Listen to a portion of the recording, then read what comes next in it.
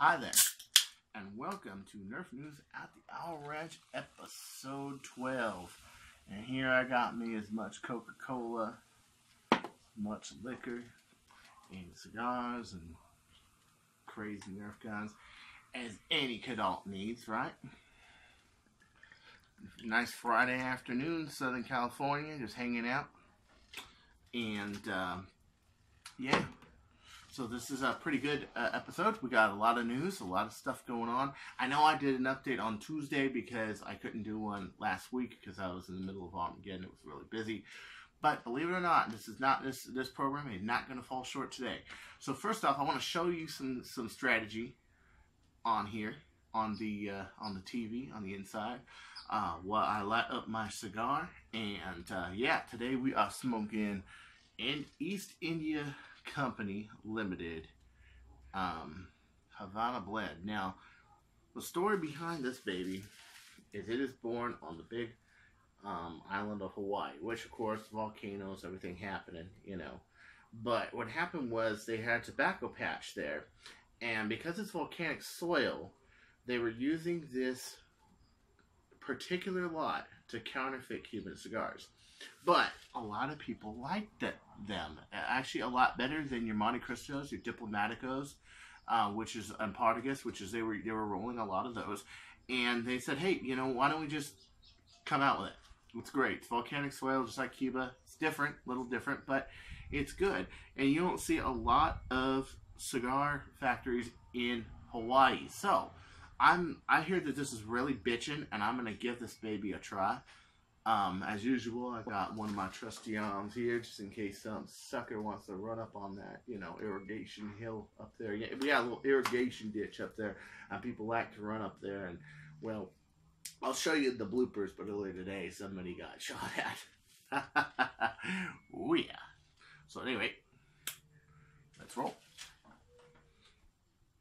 Okay, so really quick here, this is OC Nerf's footage of Armageddon the Quad. And you're about to see, I'm about to walk in with this thing to better look at this blaster. Yeah, this thing is not a toy.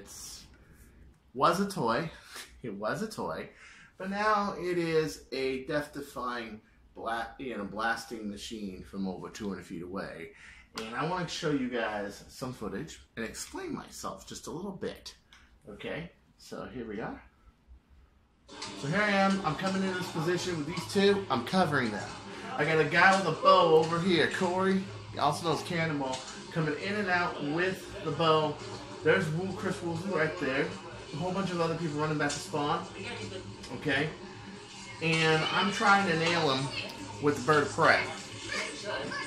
This guy getting a little too overexcited, but he's new and he's a great player, and so is his brother. So you can see me play. You can hear my blasters tear a new asshole in the air. Okay? But this is how I play. Just calm, cool, collective, relaxed. Now notice that the blaster is kind of pointed slightly down. You can see it. Just slightly, about a degree. Okay? So I'm trying to get the guy with the arrow. The guy with the arrow's over there shooting at my guys. Those guys coming in are shooting this way. And my guys have got the corner. And I just persistently keep shooting until I get them. Should be known that this round, I had one close range save with a guy with a melee, with the Mauser fire. And I got 9 hits, and I was not hit once. Now, everybody else, this is round 7. It's the slow. Everyone's kind of slow, everyone's kind of relaxed. But me, that's just how I play. Got him. Finally got him. He got cocky and I finally got him. Very nice, very nice. So then the guys come over here. They come in. They relax. I'm shooting at people way over there, guys. Way back there. But let's fast forward just a little bit, shall we? Just a little bit. You'll notice I'm not staying in one position. Okay? You'll notice I'm moving positions. Okay, then we got charge from back here. I'm shooting the guys over there. Some evasive maneuver, but nothing big, right? Just calm, cool, collective, relax. We got Nate Little going frickin' Ted Nugent on their ass. That's right, baby. That's right. This is how we roll. Okay? So then we go over a little more. I go over there and go check out the corner. Me and two other guys clear out the corner, okay? But throughout the whole video, you can see me just kind of just moving around. Then I change position to back here, over here. You see it? Yeah. So then I'm moving way over here, over there, and now I'm shooting over there, and there I'm covering Nate, okay? And then you see, if you move a little bit farther up, you can see me kind of changing positions. Now I'm back here, okay? Come on. Come on, where am I? I think I'm back there. Yeah, so then I'm back here. And now I'm back here getting the best position. My main point is, you play calm, you play cool, you play relaxed. That's the position of being sniper. Running gun is more for flywheelers and high rate of fire. But this is kind of the game I play right here, which is change position and cover my players with long range, suppressive, and hitting fire. And it does work. And you may notice, okay, let's wait for a barrel to be on the other side here. You may notice I dip slightly, just very slightly. And that's to avoid the hops. It's really hot out here. And so the air tends to make the darts do that. Now when it's colder, the air goes more straighter, but you have to, see, there it is right there. You see how it's slightly, about a half a degree down. That's right. And that is how I play. I highly recommend you watch OC Nerf's vids. They are really good. Best coverage I think I've seen so far of the war is OC Nerf. And you can see it. I'm shooting it like some 454 Castle, 44 Magnum Desert Eagle things from across the quad and beyond. Yeah. So that's how I roll, man. That's how I roll. The wind can be a bit of a bitch, but you just fight through it. Get a nice ring going around it. So yeah, this one's a little hard to light. It's pretty moist.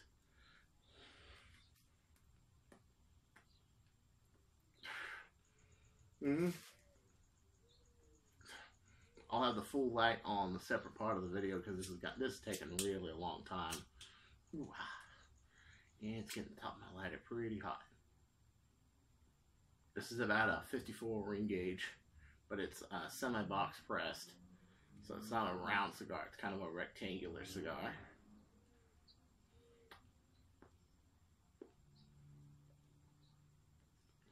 Dude, that's pretty good. That's really good. Wow. Holy shit. It is, however, a little harder to light for some reason. There's a lot of moisture in here for some reason, but man. So that was a story I heard, and I feel that tingle of volcanic soil back to my throat. Really light draw. I'm not sure the air is going all the parts of the cigar, but the flavor's impressive. I'm impressed with it so far. But it is just kind of wet. I mean, cigars usually are supposed to be wet, but this one, not excellently humidified, but just wow. Okay, let's just let that warm up. Keith Hale, he is designing his pistol. He made the top part of his pistol. If you guys remember, he did the Desert Eagle part of it, which was pretty cool. And he's doing the top part a little bit like a 45 without the hammer on it, which is pretty cool. Which I see a lot of like airsoft people, they will design like a 45 automatic and they'll put the hammer on it when it doesn't even move. So it's just on the slide, and all it does is snag your holster and stuff. So I only like the 45 copies with a hammer if the hammer actually works, to teach people how to, you know, prime, how to unprime, how to use the three-way safety on a 45 auto. You know, that stuff is kind of cool. But when it comes to that, it's not. But one of the notes I like is that he actually just took it off altogether and just said, no, let's just make it round on the back. Bitchin'. Genius. But some guy named Jesse claimed that he had this idea before. Well, okay, ideas are one thing. We have all sorts of ideas in our mind. I can name all sorts of ideas that I've had that somebody else has implicated and gone, cool. You know? I gave one example on the forum. This was on Thou Martyr's Welcome. And Thou Martyr's Welcome, I put the example of The one time when I mentioned that I want to make a nylon spacer on the inside of a metal plunger rod when I get one. Now, I didn't have the metal plunger rod or the metal, the head or the trigger catch, okay? But I wanted to do it as soon as I got one. Well, Bradley went, and not only did he put a nylon spacer on the inside of it, he did carbon graphite, he did all the legwork for it, everything. Who created it? He did. His idea. Why? He implicated it. He made it. He worked with it. You go to U.S. Patent's office, for example, you have to have a working article. Why? Yeah, it's him. It's all him. I was actually really proud to see it. Because it is a part of the plunger rod that's got a lot of dead weight. I mean, we're talking 60, 70 grams, some of these things. And so if you limit the weight to just the plunger, you know, the plunger head and the rod catch, you can get it down, I think you got it down to 29 grams. That's pretty cool. And so when you got lighter yield stuff, I don't think it as much matters on the heavier stuff, but the lighter yield stuff, yeah. You know, that is really, really important. And most people shoot long shots, they're shooting in the 14 kilogram, 16 kilogram range. Let's face it, the 16 turf was a pretty hot spring. But with metal, you got 18. You know what I mean? So I just want to emphasize that there's a big difference between having an idea and doing an idea. And I really think the community needs a little bit more of a standard of what is an idea, what is not an idea, when should we give credit, when should we ask permission, when should we pay them a royalty, and when is it a revision? Let's say, for example, the original Explorer Max or Pac D, they're both very similar. They're just the materials they were made out of and the process they use are just different, okay? The original Pac D mag, then Artifact came out with a P mag, and the P mag was slightly farther ahead because their breech is slightly farther forward. It really was to address the need of the slightly farther forward magazine, okay? And then they made a P mag which is all the way forward, okay? So that works well for an Artifact. Get it as close to the breech as possible and just load it in, okay? If anyone's ever seen an Artifact breech, I call that a revision. I don't call that quite a copy. Plus, it was a different look of the mag. It was made to look a little bit more like your composite 308 mags rather than like a metal magazine. And I personally think that this line is not really drawn. And me as a designer, and I know the stuff I'm designing, most of it no one's ever done, okay? No one's ever done. I have one pistol which was kind of done. It's a grip-fed, a magazine-fed spring pistol, okay? But it has aspects that are different than what was done on Haven and this and that. It's injection molded, and also where the plunger is, how it actuates and everything is a lot different than the original one that was made or the one that Captain Slug made, which is why I decided to do it differently on a blaster called the Box Cannon, which is a more handy blaster, but it's not out yet. So one of those designs you never see. You see all my mods, you usually don't see my designs, not unless I'm working for somebody, which isn't, well, you know, my situation. Yeah, so at any rate, that's why I've never seen them. So, at any rate, yeah, I think we need more standards of that sort of thing, and a little bit more loyalty of, you know, somebody makes a design, we don't steal it from them, that sort of thing. We give credit, that sort of thing. The same subject of Bradley and his plunger rod, which is plunger rod is legendary. Spencer Works made one like it. The Jet Omega has one like it, although it's different. And the way it's different is it's not bound in the front like Roboman does it intelligently. So I don't know how well it's going to. We'll see. We'll see. We'll see how well putting in a piece of metal, a rod catch, a threaded rod, and bolting it from the back. We'll see how well that works. But speaking of that, guess what's coming out in a couple days? The Omega Kit. I am kind of anticipating this because, well, they did promise they were going to send me one. And they did promise they were going to send me a CETA, you know, end of June. I still haven't seen one, but, you know, I know that they had to send to their customers first, sort of thing. And they just, you know, I like it because it's a revision of Artifact. It really has. It has the tube. It has the hole in the front, so you don't suction feed like you do the Artifact. It's got the feed finger on the top as a limiter, which was used on a lot of my designs, like the Mauser Fire and stuff like that before.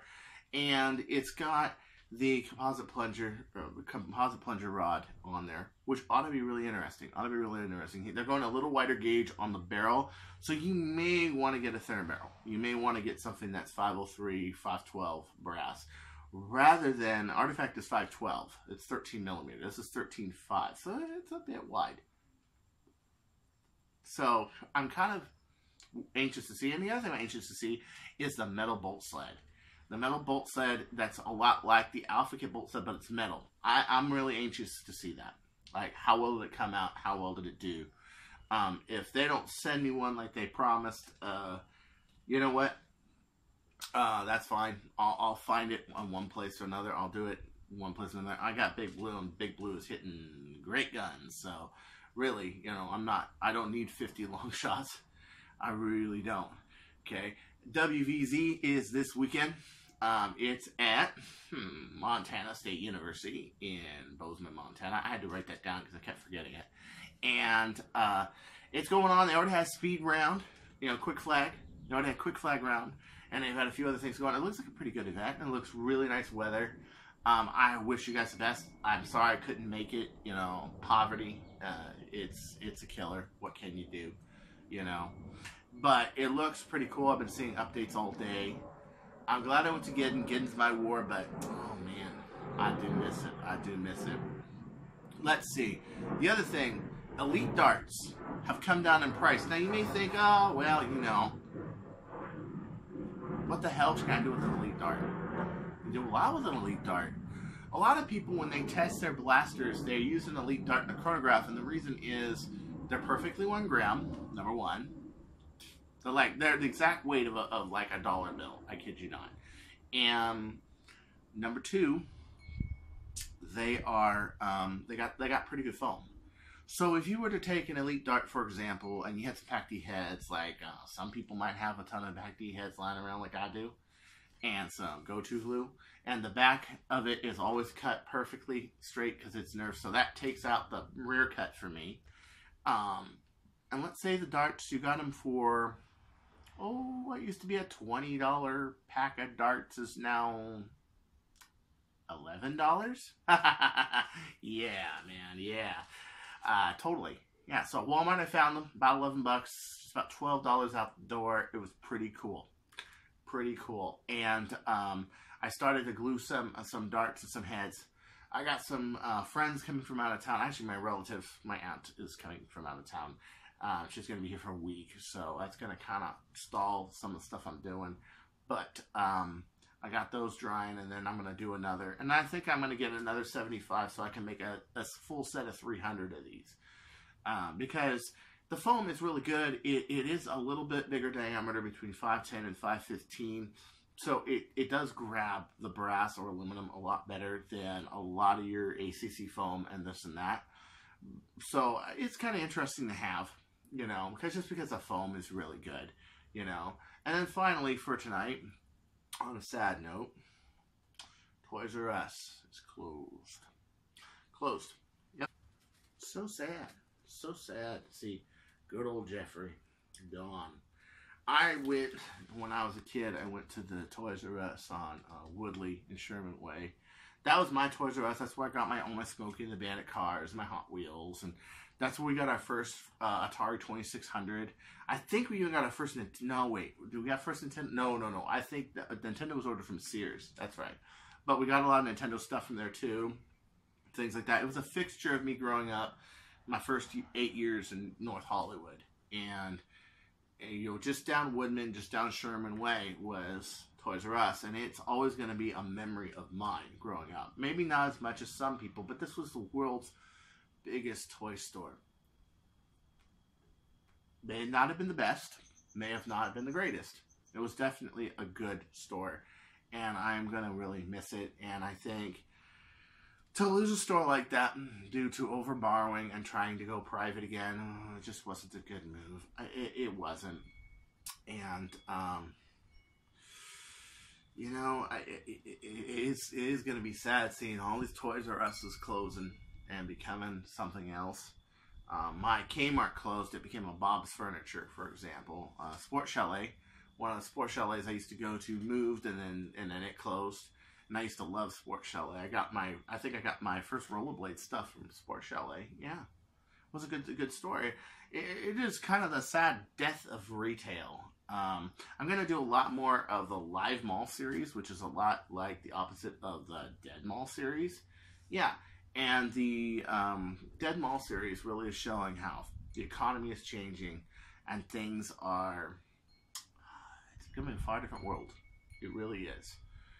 So at any rate, this is Chris Cartea saying don't you go changing. Drink some liquor. And where would we be without liquor and guns? That's right. Go to old-fashioned American way. And all you guys in Wyoming, sorry, not Wyoming, Montana, have fun. A lot of guys from Wyoming are there. And just remember, don't you go changing, or I will find you. I'm just fucking with you. Peace out. Hi there, this is Chris Cartea, Smoking Nerf News. And, well, you know, just wouldn't be anything without my cigars and my liquor. Everything a kid all needs. Hey, get the fuck out of my yard, you fucking asshole! Jesus Christ. Get the fuck off the wash. You French kids are drained this fucking canal. Oh yeah. Get the fuck off. Get the fucking out of here. Go on. Bitch.